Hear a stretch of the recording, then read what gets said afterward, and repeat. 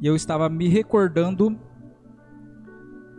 de coisas bobas que nós temos na vida, mas que nos fazem ficar felizes.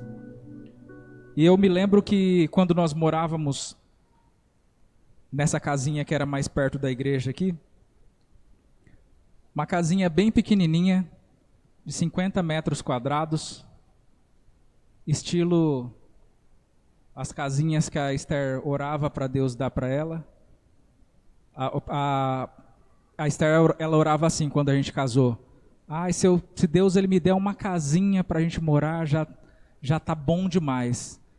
Aí a primeira casa que a gente morou era tão pequena que para um entrar no cômodo, o outro tinha que sair. Quando botava o carro na garagem, não dava para abrir a porta. E aí depois ela orou de novo. Aí nós viemos para essa casinha também, que também era bem pequenininha. Aí eu falei, a partir de hoje, deixa que eu oro. Que ela queria casinha, ela queria carrinho. E aí Deus ia dando. Eu falei assim, não, Deus, agora eu quero casão, eu quero carrão. Eu falei, deixa que eu cuido agora das orações. Mas eu estava me recordando que nessa casinha que a gente morava, era uma casinha muito bonitinha, inclusive, bem novinha. E no nosso quarto, a gente tinha uma janela de blindex, que quando a gente deitava na cama, a gente conseguia ficar olhando para o céu. E quando você deitava de dia, por exemplo, aí a gente ficava olhando as nuvens passar no céu assim. E aí a gente falava um pro outro assim, nossa, será que na próxima casa que a gente for morar, a gente vai ter uma vista como essa, né? Uma vista tão privilegiada como essa. E é uma coisa boba, mas que para nós era uma coisa tão importante que, se fosse possível, a gente levava junto para outro lugar onde a gente fosse morar.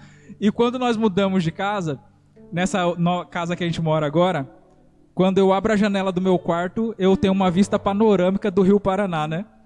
E do outro lado, eu tenho uma vista panorâmica da cidade inteira. Só que, apesar de nós se sentirmos felizes quando a gente tem aquele vislumbre, aquela beleza, chega um determinado momento onde a vida se torna tão corrida que já chegou em dias onde eu olhar para a minha situação e eu falar assim, nossa, faz mais de uma semana que eu não vou lá na área ver aquela vista. Faz mais de uma semana que eu não abro a porta e saio ali pro lado de fora. De tão corrido que se torna. E eu acabo percebendo que não é questão de você ter ou de você não ter. É a respeito do que você faz com aquilo que você tem. Não é a respeito de uma criança, por exemplo, que ela tem o videogame mais moderno que possa ter, mas que mesmo assim ela é insatisfeita. Ou a respeito da criança que ela nem tem o videogame, ela só tem a caixa do videogame e ela desenha uma televisão na parede e finge que está jogando. Mas ela é feliz. É a respeito disso que eu quero falar com você hoje. A respeito do perigo silencioso que nós corremos nas acomodações. E eu estou deixando bem claro essa questão de ter e não ter, para você entender que eu não estou falando a respeito de posses. Eu não estou falando a respeito da sua condição financeira. Porque, conforme eu acabei de dar o exemplo aqui, tem pessoas que têm muita condição, só que elas se acostumaram tanto, até com aquilo que era a bênção que elas tanto pediram, que hoje aquilo já se tornou trivial. O sonho que eu tanto desejei, que eu tanto pedi para Deus, eu quero tanto me casar com essa mulher, aí depois que eu casei, agora eu fico orando para Deus levar. Ou seja, aquilo que antes para mim era o motivo de me fazer sorrir, hoje já não faz mais sentido nenhum na minha vida. Então nós acabamos entendendo que, assim como a vista da minha janela ali, nós podemos viver a nossa vida com coisas simples, que elas podem ser bênção ou pode ser escassez, mas da mesma forma a gente se acostuma com tudo. Tem pessoas que se acostumam de uma forma negativa em ela ter tudo aquilo que ela queria ter, e tem pessoas que se acostumam em não ter aquilo que ela gostaria de ter. Qual que é o problema disso tudo? A questão, conforme eu falei, não é ter ou não ter, é que essas duas opções, elas podem revelar um espírito de ingratidão. Porque eu pedi tanto para Deus, eu falei tanto para a igreja orar, para me ajudar, eu corri tanto atrás, e depois eu já não sou mais grato por aquilo. Aquilo já não faz mais meu coração vibrar. E o que eu estou perdendo quando eu estou vivendo isso? A primeira coisa é que aquilo que antes era o meu milagre acaba se tornando uma rotina.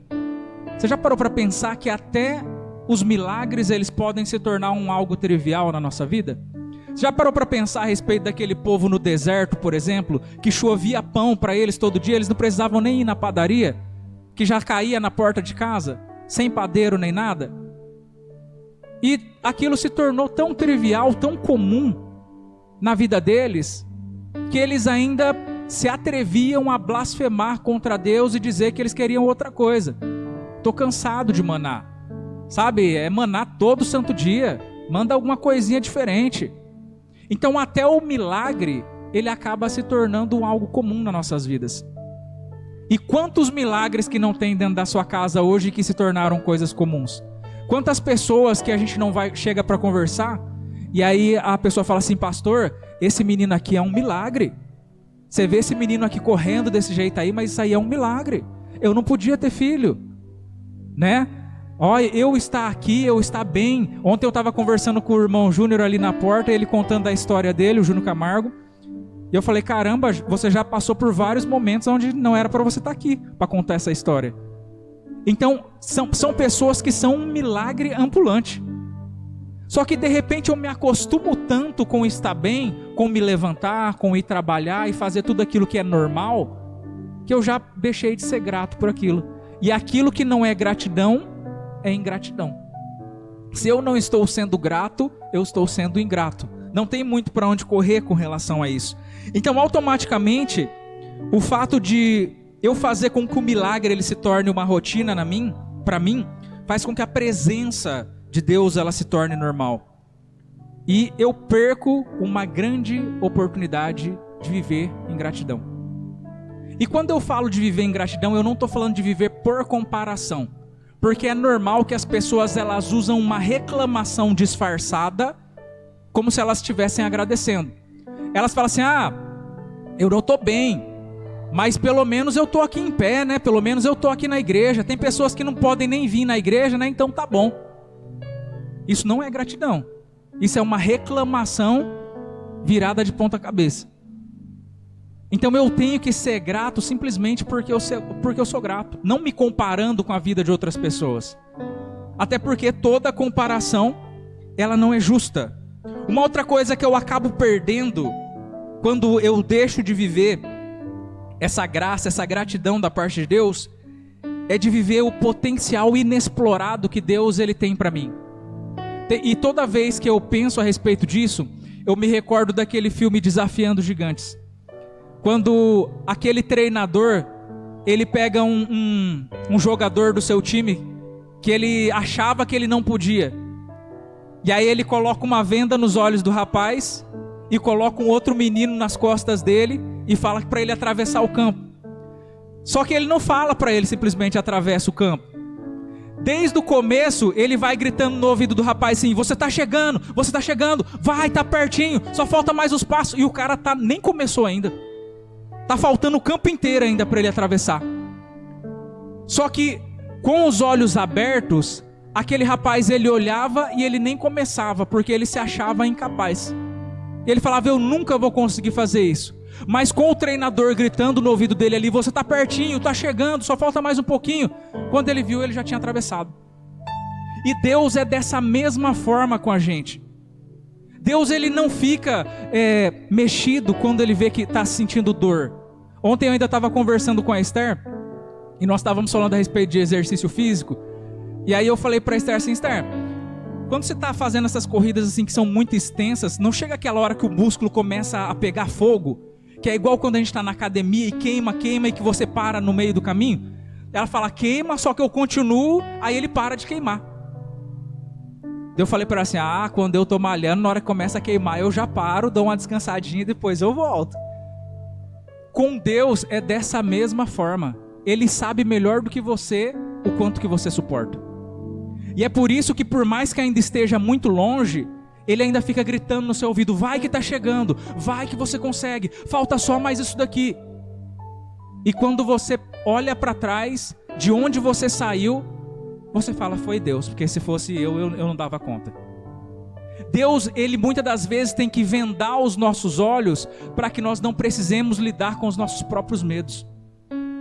Para que nós mesmos não venhamos a colocar empecilhos para viver aquilo que Ele tem sobre a nossa vida. Você já parou para pensar a respeito da vida de José? Se ao invés de Deus dar sonho dele sendo reverenciado, Deus desse sonho dele sendo preso, dele sendo maltratado, dele sendo injustiçado? Então é por isso que Deus ele tem mesmo que vendar os nossos olhos e falar, só vai. Porque eu te garanto, eu nunca falei para você que ia ser docinho ou que ia ser facinho. Eu só te garanto que no final você já é mais do que vencedor. E isso já basta. Andar com Deus é a respeito disso. Isso é viver o desafio do potencial inexplorado de Deus. E quando nós lemos lá em Lucas no capítulo 16, no verso 10, eu não vou nem abrir aqui porque você já conhece, mas a palavra de Deus, ela fala que porque você foi fiel no pouco, sobre o muito Ele vai te colocar. Se você for fiel no pouco, sobre o muito Ele vai te colocar. E quando eu falo para você ser grato pela janela que dá para o céu no seu quarto, e coisas tão bobas que talvez para outras pessoas não façam o mínimo sentido, é a respeito de você valorizar esse pouco, mas é esse pouco que te coloca no muito. É esse pouco que abre as portas para que você venha viver esse potencial inexplorado de Deus. E muitas das vezes, quando a gente fala a respeito desse pouco, que muitas das vezes é o nosso campo de batalha interno, a gente tem, para dar alguns exemplos práticos para você, algumas palavras de coragem que não foram ditas, o perdão que muitas das vezes não foi oferecido, coisa pouca, o tempo de qualidade dedicado à família, que também não foi dado, uma coisa boba, uma coisa pouca, uma oração negligenciada por causa da sua pressa, ou uma disciplina financeira que foi ignorada. Você percebe que é só coisa pouca, mas que poderia fazer total diferença se fosse tratado com a gratidão necessária. E eu quero te convidar para abrir sua Bíblia lá em Juízes, no capítulo 6. Eu vou ler a partir do verso 25, e eu vou usar essa história como uma narrativa de pano de fundo para nós. Por ser uma história extremamente conhecida, eu já vou ir direto no ponto. Eu vou começar no verso 25. Juízes 6, 25. Fala assim: naquela mesma noite, Yahvé ordenou a Gideão: separa um dos touros do rebanho que pertence a teu pai, aquele novilho de 7 anos de idade. Destrua o altar de Baal, que também pertence a teu pai, e corte o poste consagrado à deusa Azera, que está ao lado do altar. Em seguida, construirás para Yahvé, teu Deus, no cume deste lugar forte, um altar bem preparado. Tomarás então o segundo novilho e oferecerás em holocausto sobre a madeira do poste ídolo que terás derrubado. Gideão convocou então 10 homens entre os seus servos e fez tudo como Yahvé lhe tinha mandado. Mas como ele temia muito a sua família e o povo da cidade, para o fazer em pleno dia, ele o fez durante a noite. No dia seguinte, bem cedo, o povo da cidade se levantou, e eis que a mesa de pedra de Baal havia sido completamente destruída. O poste sagrado que ficava ao lado desse altar tinha sido cortado, e o touro fora sacrificado em holocausto sobre um altar recém-construído. Comentaram então uns com os outros: quem fez isso? Eles procuraram saber e indagaram por toda parte e descobriram que tinha sido Gideão, filho de Joás. Os habitantes da cidade intimaram a Joás: traze para fora o teu filho, ele deve morrer, porquanto profanou e destruiu a mesa de pedra consagrada a Baal, e derrubou o poste sagrado que estava ao lado deste altar. Joás, entretanto, declarou à multidão, enfurecida que o rodeava: defendeis a Baal? É a vós que cabe o dever de ir em seu socorro? Portanto, vos afirmo que qualquer que por ele contender, ainda esta manhã será morto. Se Baal é de fato um deus, que a si mesmo se defenda, pois se derribaram o seu altar. Por esse motivo, a partir daquele dia, Gideão passou a ser chamado Jerubaal, porque se dizia que Baal lute contra ele, pois seu altar é que foi derrubado. Essa é a história de um covarde em potencial. É interessante de nós se lembrarmos que quando o anjo ele chega na presença de Gideão no seu primeiro momento, Gideão ele é uma pessoa extremamente amedrontada. E toda a história de Gideão ela é assim. Depois que Deus já aparece na presença de Gideão, ele fala assim: se é o Senhor mesmo, então me espera um pouquinho aí que eu vou fazer uma oferta para o Senhor. Aí ele fala: tá bom, te espero. Aí ele vai e faz a oferta. E aí depois Deus manda ele fazer isso daqui. E aí depois ele ainda prova a Deus: eu vou deixar um novelo de lã aqui, faz chover e não molhar o novelo, depois faz secar e o novelo ficar molhado. E ele quer 1001 provas, e se Deus não corta ele, ele ia ficar fazendo prova até hoje. Por quê? Porque por mais que Deus já tivesse provado de todas as formas que era Deus quem estava falando para ele fazer as coisas, ele temia era por ele, não era por Deus. Ele não garantia, era ele. E o Gideão, ele é um exemplo claro de um herói que ainda não era um herói preparado. Ele se tornou sim um herói. Ele se tornou sim um general de guerra. Mas antes disso, ele tinha tanto medo quanto eu e quanto você, de fazer algo que talvez não desse certo, ou que piorasse ainda mais a situação dele. Então nós percebemos que Deus ele põe Gideão numa situação aqui, que ela acaba sendo para nós um exercício a respeito dessa palavra que está sendo liberada nos dias de hoje. A primeira coisa que eu entendo aqui nessa história de Gideão, é que ao invés de Deus mandar Gideão contender, guerrear contra os seus inimigos, que era Midian, antes de mais nada, Deus fala: vai lá na casa do seu pai, quebra tudo o altar de Baal que tem lá, e derruba o poste ídolo da Azera que está do lado. E depois constrói um altar para mim, e faz um sacrifício nesse altar que você vai fazer. Eu não sei se você consegue entender o que a palavra ela está falando aqui. Porque essa casa de Gideão que ele tem que revisitar antes dele ir para a batalha contra Midian, está falando a respeito de mim e de você. Está falando que antes de você ir conquistar o mundo, antes de você ir fazer a obra de Deus, vai na sua casa que tem um poste ídolo lá para ser derrubado, antes de mais nada. Existem ídolos que ainda estão em pé lá dentro da sua casa, e é por ali que as coisas precisam começar. Às vezes nós estamos olhando para coisas tão grandes, né? Nós precisamos lutar contra a ideologia de gênero, nós precisamos lutar porque a política é isso. Vai arrumar o seu quarto, antes de mais nada. Vai cuidar dos seus filhos, antes de mais nada. Vai cuidar da sua esposa, antes de mais nada. Sabe, aquilo que Deus ele nos confronta hoje não é para fazer nada que seja extraordinário, é para fazer o ordinário. Ele está nos chamando, ele está nos convidando para revisitar a nossa própria rotina. Aquilo que já se tornou comum, aquilo que já se tornou cômodo. Por que você fala assim com a sua esposa? Ah, a gente já se acostumou a falar desse jeito um com o outro. Já se tornou cômodo para nós. Não, ela sabe que eu sou assim mesmo. É o cômodo que tem me afastado e me impedido de viver o extraordinário de Deus. Porque é cômodo, eu já me acostumei. Não faz mal para ninguém.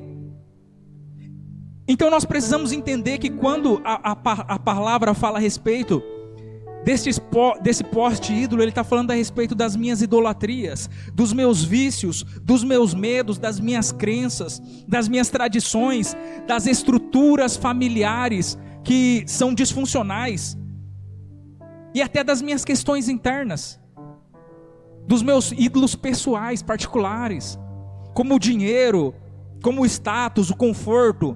aprovação alheia, coisas que só eu posso derrubar, que Deus não vai chegar e fazer isso por você.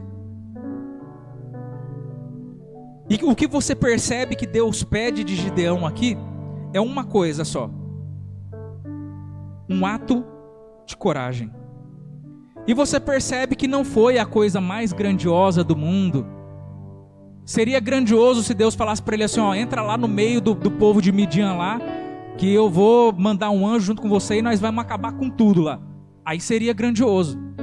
Mas Deus fala para ele assim: vai lá na casa do seu pai e resolve tudo que tem para resolver. E essa passagem, ela é tão gloriosa. É simplesmente um ato de fidelidade a Deus. É simplesmente isso que Gideão fez ali. Um ato de fidelidade a Deus. E a Bíblia diz que Gideão, ele tinha medo do que as pessoas iriam pensar e do que a própria família dele ia pensar. Porque ele não estava destruindo uma coisa que era dele. Ele estava destruindo os deuses que eram do seu pai. Sabe o que esse ato de coragem gerou em Gideão? Gerou em Gideão uma nova identidade. A partir daquele dia, o Gideão já não foi mais conhecido como o rapazinho medroso que sempre estava escondido. Toda hora que você vê Gideão, ele está escondido. Ele está escondido malhando trigo, ele está trabalhando de noite porque ele está com medo das pessoas verem o que ele está aprontando. Ele só vivia escondido. A partir daquele dia, as pessoas não o chamaram mais de Gideão. A partir daquele dia, ele era Jerubaal, porque ele foi o cara que contendeu contra Baal. E o nome que as pessoas diziam era que Baal contenda contra ele, se Baal é Deus. E sabe o que é interessante a respeito dessa nova realidade, dessa nova identidade que Gideão ele está vivendo nesse momento? Que ao contrário daquilo que era esperado, que o seu pai era a principal pessoa que deveria ficar bravo com ele, porque os deuses eram do seu pai. Só que por um outro lado, aí você faz um link com o que Gideão fala com o anjo, lá quando ele encontrou com o anjo no primeiro momento. Ele vira para o anjo e fala assim: cadê o Deus que os meus pais falam, que fez isso, que fez aquilo, que se virou as costas para nós? O Gideão era de uma geração que ele não tinha experimentado a presença de Deus. Ele só conhecia um Deus de ouvir falar, mas o seu pai conhecia. O seu pai era de uma outra geração. Então, quando ele viu o filho medroso dele contendendo contra os seus deuses, ele falou assim: a salvação chegou. E por mais que seja inacreditável que é o meu filho o menor de todos, o mais medroso de todos, a salvação chegou, porque por ele mesmo eu tenho certeza que ele nunca teria coragem de fazer isso. E o pai de Gideão não simplesmente não faz nada contra ele, como ainda sai em sua defesa. Ele fala: se alguém ousar fazer justiça por causa desse Deus, antes que o dia amanheça ele está morto. Já parou para pensar? Ele estava respaldando aquilo que o filho dele estava fazendo, porque ele estava entendendo e enxergando um algo que aquelas pessoas ainda não viam. Ah, é pequeno, é coisa pouca, sim, mas eu estou vendo que Deus está levantando um libertador dentro da minha casa. Ah, mas é tão pouco isso que ele fez, por que Deus não pediu logo para o pai de Gideão? Ele mesmo faria isso. Porque tem coisas que só você pode fazer. Tem coisas que estão acontecendo na sua vida e que estão travadas, porque não é a oração do pastor que vai te destravar. Quando chega lá no céu, aí o anjo vê lá a sua oração e fala assim: ah não, isso daqui nem adianta chegar lá no trono de Deus, que ele não vai responder. Isso aqui está em quebra de princípio. Enquanto ele não resolver isso daí, a oração dele vai ficar batendo e voltando. Não adianta o pastor orar, não adianta fazer jejum, enquanto ele não resolver o que tem que ser resolvido, vai ficar batendo e voltando. Tem coisas que só você pode resolver. Tem ídolos que são seus, são só seus. Na sua casa talvez todo mundo está liberto, mas você ainda tem esse ídolo que você fica carregando para cima e para baixo. E todo ídolo, ele é algo que te afasta de Deus. Porque para que eu idolatre alguma coisa, eu tenho que colocar essa coisa no lugar de Deus. Tem pessoas que idolatram seus filhos. Tem pessoas que idolatram seus pais. E tudo aquilo que eu coloco no lugar de Deus vai me afastar da presença de Deus. Tem pessoas que idolatram seu dinheiro, sua profissão. Tem doido para tudo. Mas nós percebemos o quê? Que a palavra de Deus, ela nos confronta hoje para que nós voltemos para essas pequenas coisas que estão fazendo uma grande diferença na nossa vida. Então a maior revolução, ela acontece no pouco, ela acontece no pequeno. Não é aquela revolução que está todo mundo vendo. Sabe, às vezes você vê alguém que viveu uma grande vitória, aí você fala, nossa, que incrível que Deus te deu uma vitória. Essa vitória que você está vendo é muito pequena em comparação à vitória que essa pessoa alcançou no secreto. Sempre a vitória que eu alcanço no secreto, ela é muito maior do que aquilo que as pessoas estão vendo. Antes de Jesus ele fazer o seu sacrifício público e de vencer na cruz, ele já tinha vencido no secreto lá no jardim. Ele tinha vencido ele mesmo aqui dentro. Porque a minha maior luta não é contra o diabo. A minha maior luta é contra mim mesmo, que estou falando para mim, você não vai conseguir, você não dá conta, você já tentou outras vezes e não conseguiu. É contra eu mesmo. Eu sou o meu pior rival, e é por isso que o meu velho Adão, ele tem que o tempo todo estar sendo sepultado.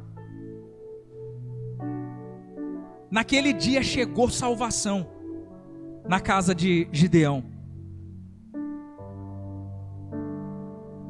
E sabe qual que é o convite que Deus ele nos propõe hoje aqui? Deus ele nos traz um convite para que nós possamos agir de onde nós estamos e com o que nós estivermos. Independente do que é que você tem, ou do que você deixa de ter, ou de onde você está. O convite que Deus ele te traz é para que você venha agir em cima disso que você está vivendo, em cima disso que você tem. Independente se você tem o videogame de última geração ou se você está fingindo que seu videogame é uma parede desenhada numa televisão. Deus ele está esperando que você venha manifestar a sua gratidão através dos seus atos, independente da circunstância que você esteja vivendo.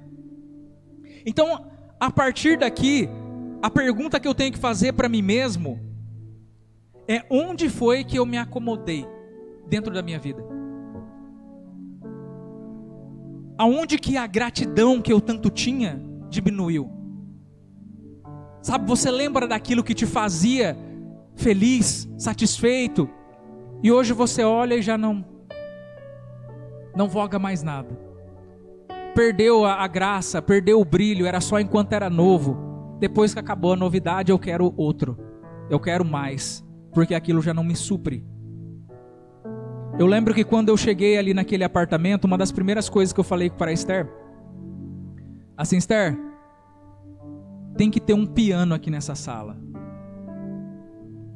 Porque antes a gente não podia ter porque as casas eram muito pequenas. Eu falei, mas aqui tem espaço de sobra para ter um piano nessa sala. E eu quero que os meus filhos, eles sejam criados num ambiente de adoração. Eu quero que, desde pequeno, os meus filhos, eles já ouçam o som da música. Eu comecei a ter as minhas primeiras interações com música, ao vivo, com a mesma idade que a Laura tem hoje. E eu ficava pensando comigo a respeito dessa loucura, porque até hoje para mim isso é uma loucura. E eu falava assim, se eu não fizer hoje, amanhã não vai ter mais o mesmo efeito que tem agora. Se eu fizer isso enquanto as minhas filhas são pequenas, elas vão estar sendo trabalhadas dentro desse contexto. E isso vai estruturar a vida delas. Mas a partir do momento que eu fizer isso quando elas já forem adolescentes, por exemplo, talvez elas não vão nem ligar. Elas vão olhar para mim e falar, pai, para que uma besteira dessa? Por que você não me comprou uma coisa, outra coisa? Então hoje, uma das grandes satisfações que eu tenho é quando eu chego em casa e a Melissa está lá batendo nas teclas, lá fazendo a maior barulheira. Ou então quando a Esther, ela gasta meia hora, que seria da sua dormida da hora do almoço, para ela ficar ali treinando, fazer alguma coisa naquele piano. Coisas bobas, mas que vão fazer total sentido no futuro de toda uma família e talvez até das próximas gerações. Talvez uma pessoa que vá ali e fala assim, nossa, mas por que você gastou tanto dinheiro com isso? Porque para mim faz todo sentido. Seria injusto da minha parte se eu não entregasse para as minhas filhas aquilo que fez tanto sentido na minha vida. O tanto que a música, ela conseguiu me segurar nos momentos mais difíceis da minha vida, que foi os tempos da minha adolescência. E se eu não passasse o que eu tenho de melhor para elas, eu estaria sendo injusto com elas. E é uma coisa boba, que talvez se eu não fizesse, ninguém nunca iria falar, você deveria fazer tal coisa. Ninguém nunca ia falar isso, porque é uma coisa que só faz sentido para mim. Então eu preciso pensar a respeito do que eu sentia gratidão, e agora eu já não sinto mais, a gratidão diminuiu. Ou pior do que isso, que idolatria silenciosa que precisa ainda ser derrubada na sua casa. Sabe, eu falo a respeito de atos de fidelidade que você deve fazer para com Deus. E isso em várias áreas da sua vida.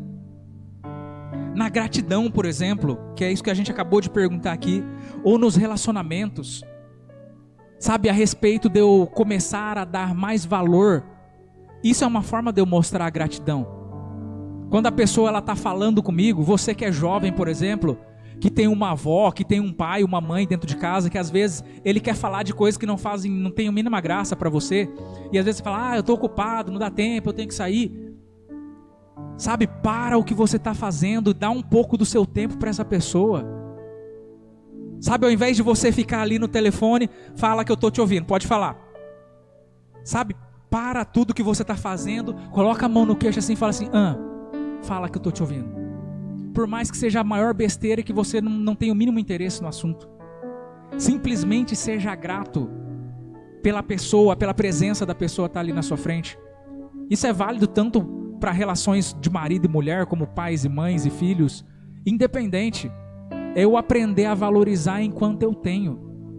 Porque uma das coisas mais chatas que tem no meu trabalho e que dá vontade de bater nas pessoas é eu ver o desespero que as pessoas ficam depois que elas perdem aquilo que elas não valorizavam. E aí a gente fala assim, é estranho porque hoje você fala que sem a pessoa você morre, que a sua vida não faz sentido, mas quando você tinha a pessoa, tanto fez, tanto faz. Então parece que hoje a pessoa ela supervalorizou, antes não tinha valor nenhum. Então nós precisamos ser mais racionais na nossa forma de viver. Sabe, Paulo, ele nos convida para que nós venhamos a viver um culto racional. Um culto que eu sei o que eu estou fazendo e por que eu estou fazendo. Não se conformando. Todo mundo é assim, hoje em dia é tudo desse jeito. Eu não sou assim. Na minha família não é assim. Se responsabilize por aquilo que é seu. Sabe, se você é pai, ou se talvez você é o único crente da sua casa, se responsabilize por aquilo que é seu. Sabe, a palavra de Deus diz que em Josué, quando chega um determinado momento e ele percebe que as pessoas elas estão totalmente fora do padrão de Deus, ele fala assim, eu não quero nem saber de vocês, eu e a minha família seguiremos ao Senhor. É disso que eu estou falando, é de você estabelecer o que é, pronto e acabou. Eu não admito que não seja. Júnior, mas minha mãe não quer saber de Deus. Eu não admito que não seja, eu oro por ela até o fim. É minha família. E eu não permito que nenhum se perda. Alguns dias atrás eu falava para um homem que está vivendo essa perca de família. E eu falei para ele assim, existem 2 ministérios dentro da Bíblia. Ministérios de homem, de pai. Um ministério é o ministério davídico. E outro ministério é o ministério de Noé. No ministério de Davi, ele salva o povo todo, mas ele perde a sua casa. No ministério de Noé, ele perde o mundo todo, mas ele salva a sua família. Você precisa fazer uma escolha do que você quer. E aquilo que você está fazendo está determinando qual que é a escolha. Não é a respeito de eu falar, não, Júnior, eu sou grato pela minha família. Assim que você é grato? É com esse tipo de comportamento que você é grato? É com esse tipo de linguajar que você é grato? É assim que você fala que você está trazendo a presença de Deus para sua casa? Com essa linguagem podre, que eu não sei de onde que você arrasta para dentro da sua casa? É assim que eu estabeleço santidade dentro da minha casa? Porque não adianta eu falar uma coisa e fazer outra totalmente diferente. O que fica no final é aquilo que está sendo feito, por mais que eu fale que não. Então eu preciso trabalhar nos meus relacionamentos, nos meus hábitos, 1 minuto de oração. Esses dias eu falei para um marido assim, chama a sua esposa antes de vocês dormirem. E independente dela estiver brava, dela não querer, ela é crente, ela vai orar, algum momento ela tem que orar. Fala assim, vem aqui que nós vamos orar juntos. Esse cara, ele só faltou ter um treco ali, não, eu orar, eu não consigo em voz alta, eu não sei o que falar, eu não consigo ficar muito tempo orando e não sei o que. Ela tem mais o costume do que eu. Eu falei, eu ia falar uma bobagem aqui. Como é que fica com vergonha de uma pessoa que você já está casado há tanto tempo? Já pensou nisso? Uma pessoa que tem vergonha de orar na frente do seu cônjuge? Isso é o cúmulo do ridículo, né? E aí o que isso acaba manifestando? O que isso revela para nós? Que crente que você é, hein? Ó? Parabéns! Um crente que não tem coragem de orar na frente da própria esposa vai orar por quem? No final das contas, 1 minuto de oração. Se as pessoas entendessem o que 1 minuto de oração entre um casal poderia ter solucionado, os problemas que vocês poderiam não ter vivido, por causa de 1 minuto, você não vai orar pelo menos antes de dormir, pelo amor de Deus? 1 minuto, vocês dois juntos ali de mão dada, não precisa nem ouvir uma voz do outro, mas os dois estão orando junto. Mas por causa de uma negligência boba como essa, de uma coisa boba como essa, eu prefiro perder tudo. Uma tarefa, né, que eu já deveria ter feito e eu fico adiando o tempo todo.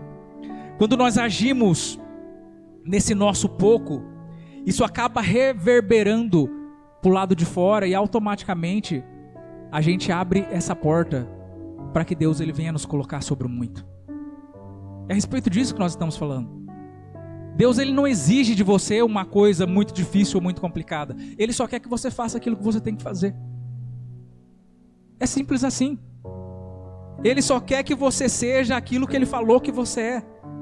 E a nossa vida cristã, só para a gente estar fechando aqui, ela não é um destino. Ela é uma jornada, só que o problema é que por ela ser uma jornada e estar em constante caminhada, ela é ameaçada por causa do nosso comodismo. Por causa dos momentos em que nós se sentimos acomodados. E mais uma vez eu repito, é por isso que lá em Atos dos Apóstolos a igreja era conhecida como o caminho. Porque o evangelho fala a respeito de movimento, mas se acomodar fala a respeito de você estagnar. E de você falar, tá bom do jeito que tá, porque é o que é. E não precisa ser assim. Então faça um desafio com você mesmo nessa semana. Faça o desafio. As pessoas não gostam de fazer a oração dos outros. Vou fazer a oração do Daniel. Vou fazer a oração do Gideão. Não, faça um desafio diferente hoje. Hoje eu vou fazer o que o Gideão fez. Não vou só fazer a oração do Gideão. Eu vou fazer o ato de Gideão. E eu vou derrubar todos os ídolos que ainda tiverem em pé na minha vida. Faça esse desafio durante essa semana. Um ato pessoal, uma pequena atitude de fé e coragem. E não precisa ir muito longe não, eu estou falando para você começar de dentro da sua casa. Pode ser um perdão, pode ser uma reconciliação, pode ser você que é pai, que já não se fala com seus filhos há faz tempo, como pai e filho. Ou você que é filho que não fala com seus pais, como pai. Faça o ato de Gideão nessa semana. Se desafie a si mesmo de derrubar aquilo que ainda está te impedindo de viver o extraordinário de Deus. Amém? Amém? Eu pensei que vocês tinham ido embora. Fica de pé no nome de Jesus. Eu vou estar orando para que Deus ele venha estar fortificando essa palavra dentro do seu coração. E que toda hora que você estiver caindo no comodismo, aí você vai lembrar de mim falando assim, faça um desafio, faça um desafio. É isso que Deus está esperando de nós nessa noite. Feche seus olhos aí, você que estiver em casa também. Espírito Santo de Deus, nós somos gratos a Ti, ó Pai, pela Sua palavra que foi manifesta aqui neste lugar. E eu te peço, Deus, para que essa semente ela venha cair num terreno fértil. Eu te peço, Deus, que ela venha produzir 100 por 1. Eu te peço, Pai, que a vida dessas pessoas nunca mais seja a mesma. Eu te peço que venha a frutificar. Eu te peço que cada uma dessas pessoas seja responsável pela sua própria casa, pela sua própria família, pelo seu próprio trabalho, pelas pessoas que estão à sua volta, não como um peso, não como uma obrigação, mas que elas venham a ter, ó Pai amado, essa atitude de fé, de estar fazendo uma demonstração do quanto elas estão, ó Pai amado, concretas naquilo que o Senhor tem para elas, Deus. Eu sei que o Senhor quer que nós venhamos a derrubar muralhas. Eu sei que o Senhor quer que nós venhamos a enfrentar exércitos do inimigo. Mas eu também sei que o Senhor quer que a gente resolva os nossos problemas do lar. Eu sei que o Senhor quer que nós resolvamos os nossos problemas com os nossos próprios ídolos internos. E eu te peço, Espírito Santo de Deus, que Tu que és aquele que sondas o nosso íntimo, o nosso coração, esteja trazendo para fora, esteja revelando, Pai, aquilo que precisa ser tratado. Aquilo que ainda nos prende, aquilo que ainda nos segura, aquilo que nos impede de viver aquilo que o Senhor tem para nós, aquilo que toda vez faz com que a gente viva no quase, a gente nunca saia do mesmo lugar, que a gente corre, gasta energia, mas a gente não consegue ir para onde o Senhor quer, ó Deus, viver no centro da Sua vontade. Eu te peço que o Senhor esteja nos abençoando como igreja, Pai. Que nós não sejamos simplesmente uma igreja alegre, uma igreja feliz, mas que nós sejamos pessoas que estão no centro da Sua vontade. Nós sejamos pessoas que esbanjam gratidão, independente da circunstância e da situação que nós estamos vivendo. Eu te peço que assim como Paulo ele fala lá em Filipenses, nós possamos viver, ó Pai amado, independente da circunstância, nós venhamos aprender a ser felizes. Que nós venhamos a entender que nós tudo podemos, porque é o Senhor que nos fortalece. Eu te peço que a Sua palavra ela venha vigorar nas nossas vidas. Eu te peço que o Seu Santo Espírito venha conduzir os nossos passos, que o Senhor venha nos dar clareza, que o Senhor venha nos mostrar que o Senhor está conosco a cada dia, que o Senhor venha retificar os nossos passos, que o Senhor venha corrigir os nossos joelhos trêmulos. Eu te peço, Pai, que o Senhor venha a desvendar os nossos medos, que o Senhor venha a trabalhar em tudo aquilo que nós não conseguimos e que muitas das vezes nós já até abandonamos.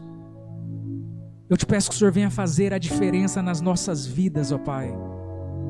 Que através de nós muitas almas ainda sejam alcançadas, que através de nós o Seu reino seja expandido, que através de nós o Seu milagre ele venha a acontecer. Esteja atuando conforme a Sua vontade, Deus. Eu te peço que o Senhor incline os Seus ouvidos para ouvir o clamor do Seu povo. O Senhor sabe da necessidade individual de cada um. O Senhor sabe, ó Deus, o que cada uma dessas pessoas tem pedido no seu secreto, o que elas têm sofrido, muitas das vezes em segredo.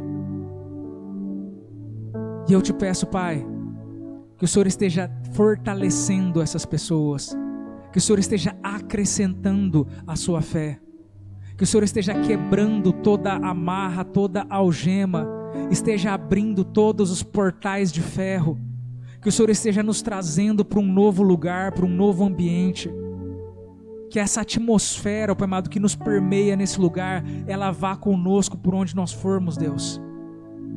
Eu te peço que a Sua presença chegue primeiro. Eu te peço que enquanto nós estamos aqui, que o Senhor esteja curando nas nossas casas, que o Senhor esteja resolvendo esses problemas que são insolúveis. Eu te peço, Deus, que o Senhor esteja curando as pessoas que nós estamos apresentando e até a nós mesmos. Que o Senhor esteja revigorando as nossas forças, trabalhando no nosso emocional, na nossa alma. Que o nosso espírito esteja sendo fortalecido. Eu te peço, Pai, que o Senhor esteja nos preparando conforme aquilo que o Senhor tem proposto para cada um de nós, Pai. Esteja nos dando essa visão de longo alcance, Pai. É o que nós te pedimos e já te agradecemos no nome de Jesus. Amém? Você pode aplaudir o Senhor? Glória a Deus.